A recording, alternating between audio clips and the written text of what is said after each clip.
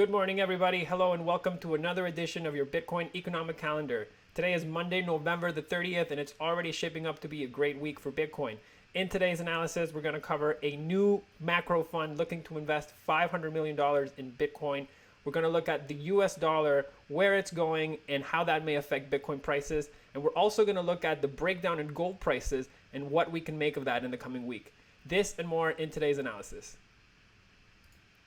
So starting as we usually do with Bitcoin, we see that it had a great start for the week last week. And after kissing 19,500 on Wednesday, a tweet by Brian Armstrong sent Bitcoin sharply down to lows of around 16,250 on Thursday. His thread stated that the US Treasury Department may be rushing to push new policy around cryptocurrency that would make exchanges have to KYC externally hosted client wallets. Later on Thursday, Coindesk published an internal post by Coinbase that warned employees of a negative press piece that would be published by the New York Times later in the week. The piece, tokenized by Nathaniel Popper, broke on Friday, but Bitcoin was able to hold its footing and did not make a new low on Friday. The New York Times piece talks about recent employees leaving Coinbase, citing recent events. Then on Saturday, the news broke that helped almost erase all the negativity from earlier in the week. And that announcement was that none other than the Guggenheim Fund, a group that manages more than $233 billion in total assets, has filed to invest a 10% allocation of its $5 billion opportunity fund to buy Bitcoin through GBTC. Now, while Microstrategy's purchase of $427 million is worth a lot more than that now, at $500 million, this initial allocation by the Guggenheim Fund would be the largest initial allocation announced to date by a publicly listed fund or company. Now, all this added up to hand Bitcoin its first down week in a long time, closing at 18,202, down 1.2% for the week. We'll talk about what we can expect for this coming week in Bitcoin in our What's Ahead section later today. Now, moving on to the S&P 500, we see that it had a good week on the back of continued progress in the U.S. presidential transition. Now, this is consistent with analyst expectations that we had shared in the last issue, and the S&P closed Thanksgiving week up 2.27%. As we had discussed in the last issue, Thanksgiving usually marks the start of a seasonally positive period for U.S. equity markets. The prospects of a weak dollar will likely keep pushing equities higher. However, it may not be all smooth sailing into the new year. A report earlier this week by JP Morgan very smartly points out that the recent outperformance in equities relative to bonds has caused some of the stock to bond ratios in large balanced funds to become distorted. Very large balanced funds have a mandate to maintain a particular composition of bonds versus equities. For example, they'll need to always have 60% of their fund allocated into stocks and 40% of the fund always allocated into bonds. Many of them are sitting on too much equity going into the end of the new year. And this means that approximately, according to JP Morgan, $160 billion will be looking to rotate out of equities and into bonds before the end of November, and worst case, before the end of the year. Now, this is something important to keep our eyes on as we head into the last trading month of 2020. Now, moving over to gold this week, it's giving people a lot to talk about. It had a really rough week, down 4.43% for that week, even in the context of a falling dollar. Investors are taking notice, with some market commentators describing gold as on free fall. And for more perspective, this was an up week for both equity markets and even oil prices. A falling dollar, barring any other catalyst, should translate to higher gold prices. We do have a bias for Bitcoin here, but these are signs that the Bitcoin inflation hedge narrative can be starting to suck the air out of the room in investors' minds and maybe their portfolios.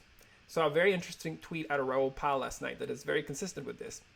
Remember, even with the current run-up in prices, gold is a market that is still 27 times bigger than Bitcoin.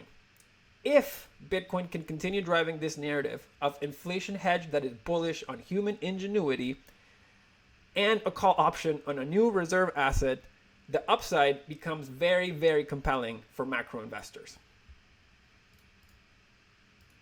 Now, moving over to DeFi, importantly to mention here in the DeFi section today is that This week, we see that ETH had a really good week. And this was on the back of a threshold, very important staking threshold being reached. This basically accomplishes a very important step in the process of launching ETH 2.0. So what happened was that there was a requirement to send 528,000 ETH, approximately $300 million, into a staking contract as a requirement to move on to the next step in the protocol. This was reached last week, and the next step in the protocol activation is going to basically move forward this December 1st. Now, this caused ETH to have a really good week, and in fact, it closed the week up 2.63%. Now, if we look at DeFi and we contrast the graph with the DeFi graph that we have on the screen right now, we see that even the rally in ETH was not enough to push DeFi higher. The FTX DeFi index actually closed the week down 4.31%. Bringing us back to our analysis from last week, we're starting to see that DeFi is lagging Ethereum on the way up and outperforming or doing worse than Ethereum on the way down. So this is a very clear sign of underperformance, and it is consistent with our analysis and signs that the sector seems to be out of favor. This will likely continue as we expect DeFi to likely underperform Ethereum and BTC in the near term. So in today's market trend sections, we're going to be covering something that is giving investors a lot to think about, and that is the US dollar index, where it's going and how it affects Bitcoin. So in previous issues of the economic calendar, we've discussed what a central bank's role is and how it benchmarks its performance. Understanding how they set their goals and how they are graded can give us insights into their behavior. In the example of the United States Central Bank, the Federal Reserve, we covered how they set their goals, setting inflation targets and unemployment targets, which are monitored every month through national statistics departments. There is another very important target that a central bank sets, and that is the target exchange rate of its domestic currency relative to its international trading counterparties. This may be the most important anchor for a few reasons. For one, currencies trade 24/7, and investors can reflect their opinions quickly and openly in the foreign exchange market. Second, the exchange rate has to strike the right balance between pricing local goods and assets too cheap or too expensive relative to the rest of the world markets. This can materially affect a domestic company's ability to compete internationally. And conversely, it affects the competitiveness of foreign goods in the domestic market. Let's take a look at the US Central Bank's exchange rate benchmark to see where we may be headed and how this can impact Bitcoin and markets in general. So in the back of our screen, you have what's called the US dollar trade weighted index. We're going to be covering what this means. As a refresher on the other anchors, the Fed's inflation rate target for the near future is 2.25%. Current inflation as of October is 1.2%, meaning the Fed has an inflation fiscal room of 1.05%. It needs more inflation. Additionally, the Fed has a target unemployment rate of 4.37%, and the current unemployment rate as of last month came in at 6.9%, meaning that they have an unemployment fiscal room of 2.53%. They need to create more jobs. One of the main drivers of both inflation and domestic economic activity is the value of the US dollar vis-a-vis the currencies of its trading partners. The US government monitors this rate very closely. It tracks it through the trade-weighted dollar index, which we have at the back of our screen. In addition, the United States Treasury has a foreign exchange stabilization fund that it manages along the Federal Reserve Bank of New York to execute open market activities to counter disorderly market conditions. That is a direct quote from the Federal Reserve. So when it sees foreign exchange rates dislocate from economic fundamentals, it basically has a mandate to act to make things reflect underlying economic fundamentals. As of February 2020, this exchange stabilization fund had $93.7 billion in assets, made up of $50 billion in US dollar equivalents, $22.6 billion of US government securities, $11.9 billion in euros, and $8.6 billion in Japanese yen.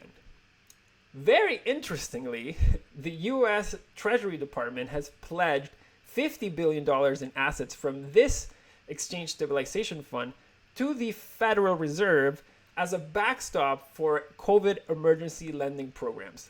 So it's interesting that this fund, this exchange stabilization fund, is actually backstopping some of the relief programs that are currently active for COVID. Now, how does the United States measure the performance of the US dollar? To assess how the dollar is doing, the Federal Reserve checks the aforementioned dollar index. This is made up of trade-weighted average exchange rates of major US trading partner currencies, mainly Europe and Japan, as we covered above. The US dollar index is being used by the Fed today.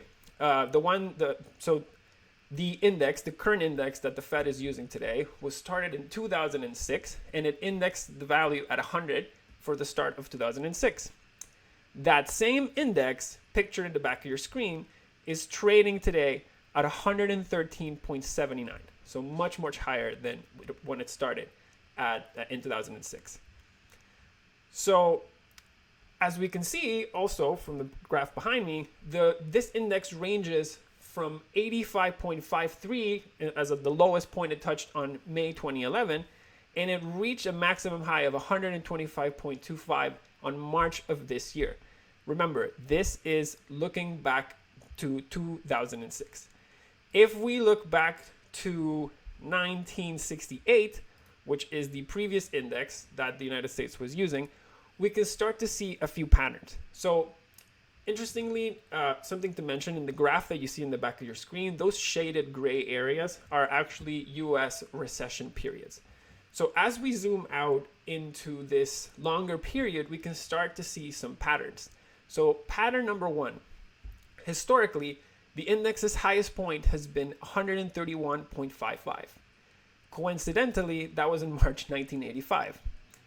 The lowest point of the index dating back to 1968 was 77.78, and this was reached on August 2011.